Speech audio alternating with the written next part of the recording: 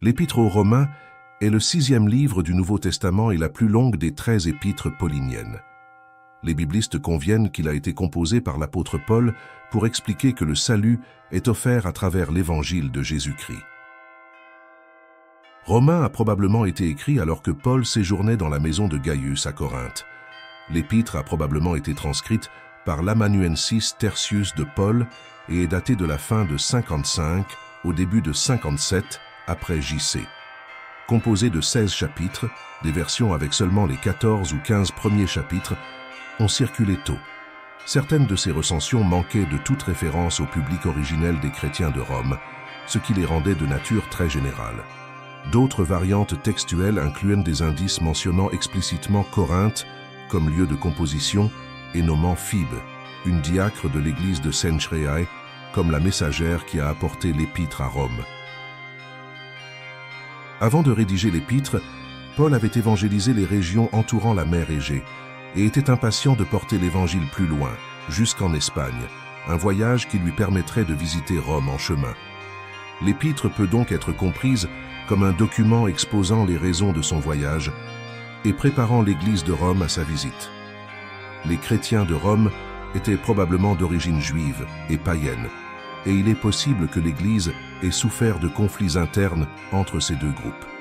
Paul, juif hellénistique et ancien pharisien, modifie son argument pour s'adresser à la fois au public et à l'Église dans son ensemble.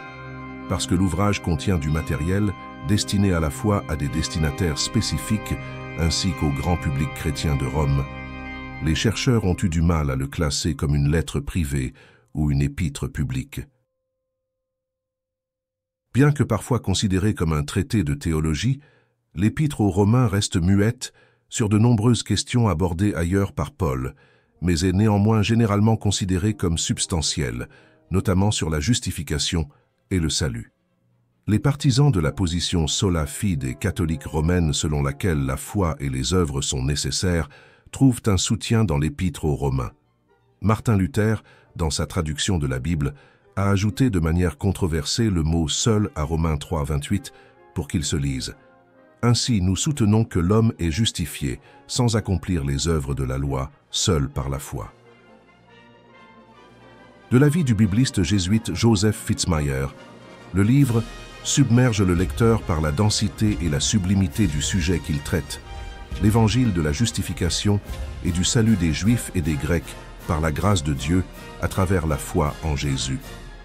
Christ, révélant la droiture et l'amour de Dieu le Père. L'évêque anglican N.T. Wright note que Romains n'est ni une théologie systématique, ni un résumé de l'œuvre de Paul, mais c'est, de l'avis général, son chef-d'œuvre. Il éclipse la plupart de ses autres écrits, un sommet alpin dominant les collines et les villages. Tous les spectateurs ne l'ont pas vu sous le même éclairage ou sous le même angle, et leurs instantanés et leurs peintures sont parfois remarquablement différentes. Tous les grimpeurs n'ont pas emprunté le même itinéraire sur ces parois abruptes, et il y a souvent des désaccords sur la meilleure approche. Ce dont personne ne doute, c'est qu'il s'agit ici d'un ouvrage de grande envergure, présentant un formidable défi intellectuel, tout en offrant une vision théologique et spirituelle époustouflante. Le consensus scientifique est que Paul a écrit l'Épître aux Romains. C.E.B. Cranfield, dans l'introduction de son commentaire sur Romains, dit « La négation de la paternité de Paul dans l'Épître aux Romains par de telles critiques est maintenant, à juste titre, reléguée au rang des curiosités de l'érudition du Nouveau Testament. Aujourd'hui, aucune critique responsable ne conteste son origine paulinienne. La preuve de son utilisation chez les pères apostoliques est claire et, avant la fin du IIe siècle, elle est répertoriée et citée comme étant celle de Paul. Toutes les premières listes existantes de livres du NT l'incluent parmi ces lettres. La preuve extérieure. La lettre a très probablement été écrite alors que Paul était à Corinthe, probablement alors qu'il séjournait dans la maison de Gaius, et transcrite par Tertius, son amanuensis. Il existe un certain nombre de raisons pour lesquelles Corinthe est considérée comme la plus plausible.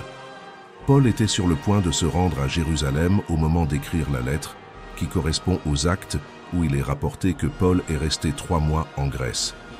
Cela implique probablement Corinthe, car c'est là que Paul a connu le plus grand succès missionnaire en Grèce.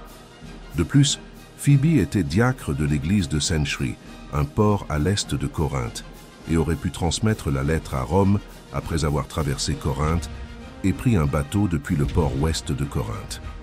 Erastus, mentionné dans Romains 16, 23, vivait également à Corinthe, étant commissaire aux travaux publics et trésorier de la ville à plusieurs reprises, indiquant encore une fois que la lettre a été écrite à Corinthe.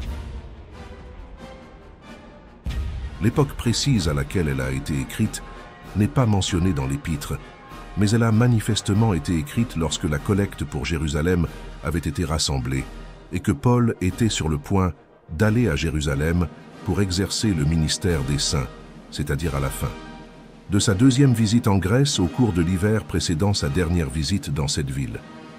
La majorité des érudits écrivant sur les Romains suggèrent que la lettre a été écrite à la fin de 55, début 56, ou à la fin de 56, début 57. Le début de 55 et le début de 58 ont tous deux un certain soutien, tandis que le spécialiste allemand du Nouveau Testament, Gerd Lüdemann, plaide pour une date aussi ancienne que 51. 52. Faisant suite à Knox qui proposait 53-54. Lüdemann est le seul défi sérieux au consensus du milieu à la fin des années 500. Il existe des preuves solides, quoique indirectes, qu'une recension des Romains dépourvue des chapitres 15 et 16 était largement utilisée dans la moitié occidentale de l'Empire romain jusqu'au milieu du IVe siècle. Cette conclusion repose en partie sur le fait que divers pères de l'Église, comme Origène et Tertullien, se réfèrent directement ou indirectement à une édition en 14 chapitres des Romains. Le fait que la doxologie de Paul soit placée à différents endroits dans différents manuscrits de l'Épître aux Romains ne fait que renforcer les arguments en faveur d'une recension précoce de 14 chapitres. Bien qu'il existe une certaine incertitude, Harry Gamble conclut que la recension canonique en 16 chapitres est probablement la version antérieure du texte. Le Codex Boernerianus ne contient pas de références explicites à l'Église romaine en tant qu'auditoire de l'épître trouvé dans Romains 1, 7 et 1, 15. Il existe des preuves tirées des commentaires patristiques indiquant que Boernerianus n'est pas unique à cet égard. De nombreux manuscrits anciens aujourd'hui disparus manquaient également de destinataires romains explicites dans le chapitre 1. Il est à noter que, lorsque cette variante textuelle est combinée à l'omission des chapitres 15 et 16, il n'y a plus de référence claire à l'Église romaine tout au long de l'histoire. L'épître entière. Harry Gamble spécule que 1.7, 1.15 et les chapitres 15 et 16 pourraient avoir été supprimés par un scribe afin de rendre l'épître plus adapté à un public général. Il est fort possible qu'une forme de 15 chapitres de l'épître aux Romains, omettant le chapitre 16, ait existé à une date antérieure. Plusieurs érudits ont soutenu, en grande partie sur la base de preuves internes, que le chapitre 16 représente une lettre distincte de Paul, peut-être adressée à Éphèse, qui a ensuite été annexée aux Romains. Il existe plusieurs arguments différents pour justifier cette conclusion. Tout d'abord, il y a une bénédiction de paix finale à 15h33, qui se lit comme les autres bénédictions pauliniennes qui concluent leurs lettres respectives. Deuxièmement, Paul salue un grand nombre de personnes et de familles au chapitre 16 d'une manière qui suggère qu'il les connaissait déjà, alors que le contenu des chapitres 1 à 15 présuppose que Paul n'a jamais rencontré personne de l'Église romaine. Le fait que le papyrus 46 place la doxologie de Paul à la fin du chapitre 15 peut également être interprété comme une preuve de l'existence d'une recension de l'épître en 15 chapitres. Pendant 10 ans avant d'écrire cette lettre, Paul avait parcouru les territoires bordant la mer Égée pour évangéliser. Des églises avaient été implantées dans les provinces romaines de Galatie, de Macédoine, d'Achaïe et d'Asie. Paul, considérant sa tâche accomplie, voulait prêcher l'Évangile en Espagne, où il ne voulait pas bâtir sur le fondement d'un autre. Cela lui a permis de visiter Rome en chemin, une de ses ambitions de longue date. La lettre aux Romains, en partie, les prépare et donne les raisons de sa visite. Outre la situation géographique de Paul, Ses opinions religieuses sont importantes. Premièrement, Paul était un juif hellénistique d'origine pharisienne, partie intégrante de son identité. Son souci pour son peuple fait partie du dialogue. Il se retrouve tout au long de la lettre. Deuxièmement, l'autre aspect du dialogue est la conversion de Paul et son appel à suivre le Christ au début des années 30. Le récit antique le plus probable du début du christianisme à Rome est donné par un écrivain du IVe siècle, connu sous le nom d'Ambrosiaster. Il est établi qu'il y avait des Juifs vivant à Rome à l'époque des apôtres, et que ces Juifs qui avaient cru sont décédés. Aux Romains, la tradition selon laquelle ils doivent professer le Christ mais garder la loi. Il ne faut pas condamner les Romains, mais louer leur foi, car sans voir aucun signe ni miracle et sans voir aucun des apôtres, ils ont néanmoins accepté la foi au Christ, bien que selon un rite juif. D'Adam Clarke, l'occasion d'écrire l'épître.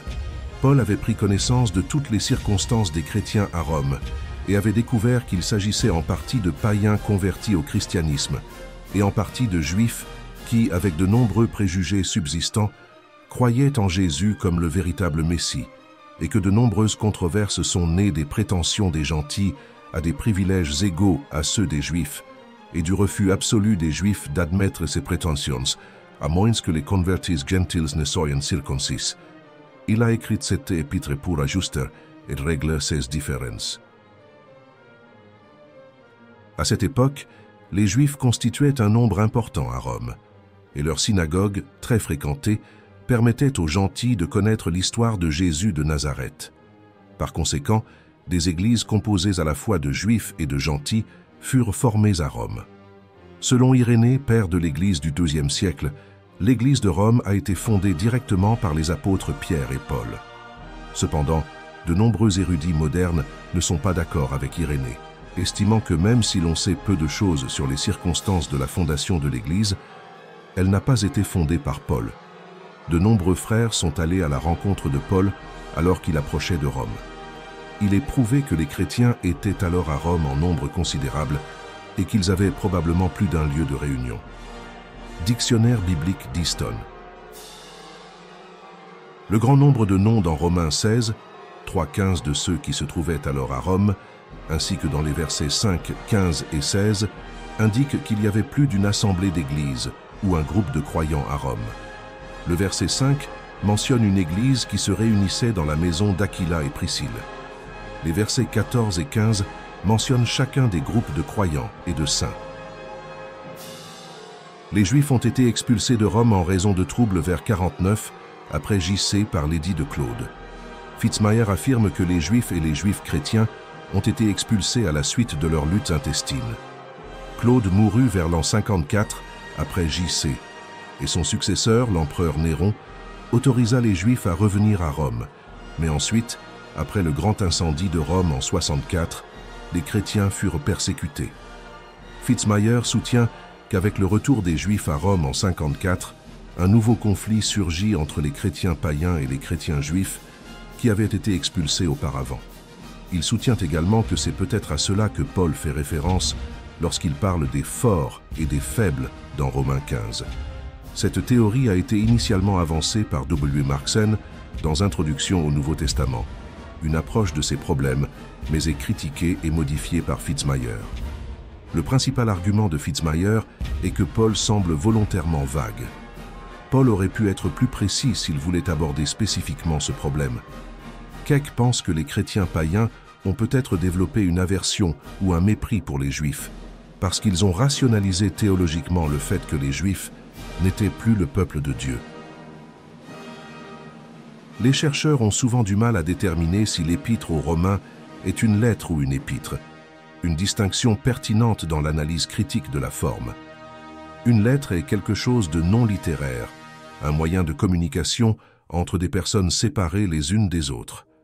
De nature confidentielle et personnelle, elle est destinée uniquement à la ou aux personnes à qui elle s'adresse, et en aucun cas au public ou à toute forme de publicité. L'épître est une forme littéraire artistique, au même titre que le dialogue, le l'oraison ou le drame. Elle n'a rien de commun avec la lettre si ce n'est sa forme. En dehors de cela, on pourrait oser le paradoxe que l'épître est le contraire d'une lettre réelle. Le contenu de l'épître est destiné à la publicité. Il vise à intéresser le public. Joseph Fitzmyer soutient, à partir des preuves avancées par Stierwalt, que le style des Romains est une lettre-essai. Philippe Mélanchthon, un écrivain de la Réforme, a suggéré que Romain était capu et summa universae, doctrinae Christianae, alors que certains érudites suggèrent, comme Mélanchthon, qu'il s'agit d'un type de traité théologique. Ce point de vue ignore largement les chapitres 14 et 15 de l'Épître aux Romains. Il manquait également de nombreux éléments remarquables dans les Romains qui sont inclus dans d'autres domaines du corpus paulinien.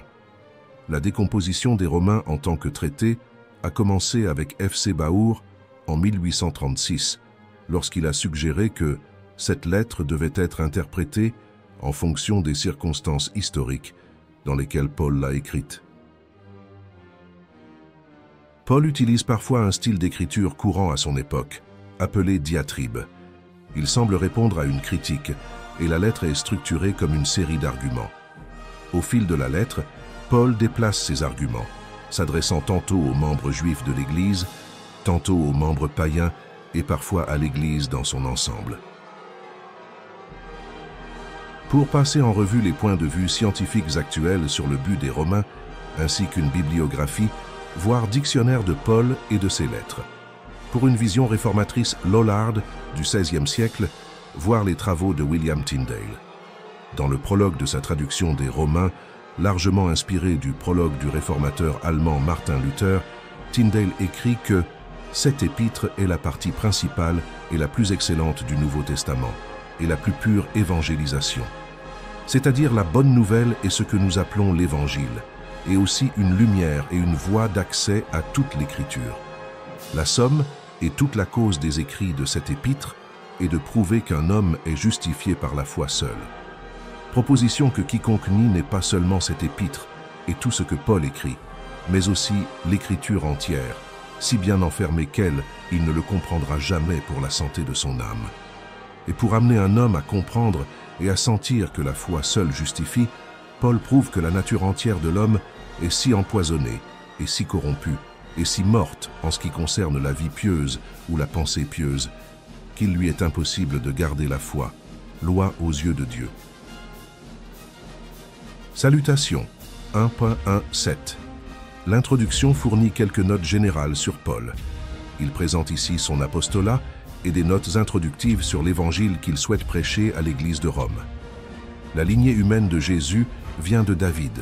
Toutefois, Paul ne limite pas son ministère aux Juifs.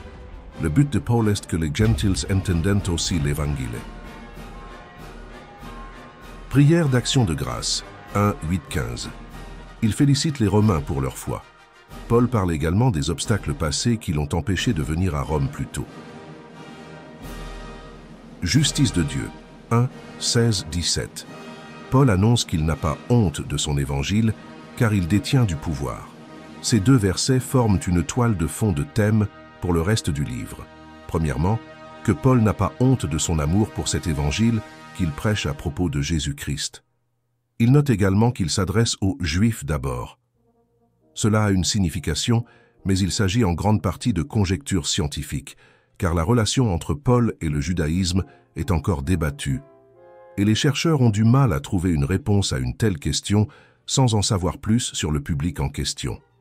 Wayne Brindle soutient, sur la base des écrits antérieurs de Paul contre les judaïsants dans Galatès et 2 Corinthiens, que des rumeurs s'étaient probablement répandues selon lesquelles Paul niait totalement l'existence juive dans un monde chrétien. Paul a peut-être utilisé l'approche « les Juifs d'abord » pour contrer une telle vision. L'avertissement de Paul contre les hypocrites, de 1.4. Selon l'interprétation protestante traditionnelle, Paul dénonce ici les Juifs qui condamnent les autres pour ne pas suivre la loi alors qu'eux-mêmes ne la suivent pas non plus. Stanley Stowers, cependant, a soutenu sur des bases rhétoriques que Paul, dans ses versets, ne s'adresse pas du tout à un juif, mais plutôt à une caricature facilement reconnaissable de la personne vantarde typique. Stowers écrit « Il n'y a absolument aucune justification pour lire 2.1.5 comme une attaque de Paul contre l'hypocrisie des Juifs. Personne au 1er siècle n'aurait identifié Ho-Alazon avec le judaïsme. Cette interprétation populaire dépend d'une lecture anachronique des caractérisations chrétiennes ultérieures des Juifs comme des pharisiens hypocrites. Justification, le don de la grâce et du pardon par la foi. 3, 21, 5, 11. Paul dit qu'une justice de Dieu s'est manifestée indépendamment de la loi, dont témoignent la loi et les prophètes. Et cette justice de Dieu vient par la foi en Jésus à tous ceux qui croient. Il décrit la justification, innocentant légalement le croyant de la culpabilité et de la pénalité du péché, comme un don de Dieu, et non comme l'œuvre de l'homme, mais par la foi. Assurance du salut, 5-11. Dans les chapitres 5 à 8, Paul soutient que les croyants peuvent être assurés de leur espérance dans le salut, après avoir été libérés de l'esclavage du péché. Paul enseigne que par la foi, les fidèles ont été joints à Jésus et libérés du péché. Les croyants doivent célébrer avec l'assurance du salut et être certains qu'aucune force ou partie extérieure ne peut leur retirer leur salut. Cette promesse est ouverte à tous, puisque tout le monde a péché, sauf celui qui a payé pour tous. Dans Romains 7:1, Paul dit que les humains sont sous la loi tant qu'ils vivent. Ne savez-vous pas que la loi domine sur l'homme aussi longtemps qu'il vit? Or, la mort de Jésus sur la croix rend les croyants morts à la loi, selon une interprétation antinomiste. Dans les chapitres 9 à 11, Paul parle de la fidélité de Dieu aux Israélites, où il dit que Dieu a été fidèle à sa promesse. Paul espère que tous les Israélites comprendront la vérité, déclarant que ce n'est pas comme si la parole de Dieu n'avait eu aucun effet, car ils ne sont pas tous Israël qui sont d'Israël, ils sont tous des enfants, mais en Isaac sera appelé ta postérité. Paul affirme qu'il est lui-même un Israélite et qu'il a été dans le passé un persécuteur des premiers chrétiens. Dans Romains 9:11, Paul explique que la nation d'Israël n'a pas été rejetée et les conditions dans lesquelles Israël sera à nouveau la nation choisie par Dieu. Lorsqu'Israël reviendra à sa foi, il mettra de côté son incrédulité. Transformation des croyants, 12, 15, 13. Du chapitre 12 jusqu'à la première partie du chapitre 15, Paul décrit comment l'Évangile transforme les croyants et le comportement qui résulte d'une telle transformation. Cette transformation est décrite comme un renouvellement de votre esprit. Une transformation que Douglas J. Moo qualifie de « cœur du problème ». C'est une transformation si radicale qu'elle équivaut à une transfiguration de votre cerveau, une métanoïa, une révolution mentale. Paul poursuit en décrivant comment les croyants devraient vivre. Les chrétiens ne sont plus sous la loi, c'est-à-dire qu'ils ne sont plus liés par la loi de Moïse, mais sous la grâce de Dieu. Les chrétiens n'ont pas besoin de vivre sous la loi, car dans la mesure où leur esprit a été renouvelé, ils sauront presque instinctivement ce que Dieu attend d'eux. La loi fournit alors une norme objective pour juger des progrès dans le processus permanent de renouvellement de leur esprit. Dans la mesure où ils ont été libérés du péché par un esprit renouvelé, les croyants ne sont plus liés au péché. Les croyants sont libres de vivre dans l'obéissance à Dieu et d'aimer tout le monde. Comme le dit Paul dans Romains 13:10, « L'amour ne fait aucun mal au prochain. C'est pourquoi l'amour est l'accomplissement de la loi. » Interprétation catholique. Les catholiques romains acceptent la nécessité de la foi pour le salut, mais soulignent également la nécessité de vivre une vie vertueuse dans Romains 2, 5-11. Mais par votre cœur dur et impénitent, vous accumulez pour vous-même la colère au jour de la colère où Dieu un jugement juste sera révélé.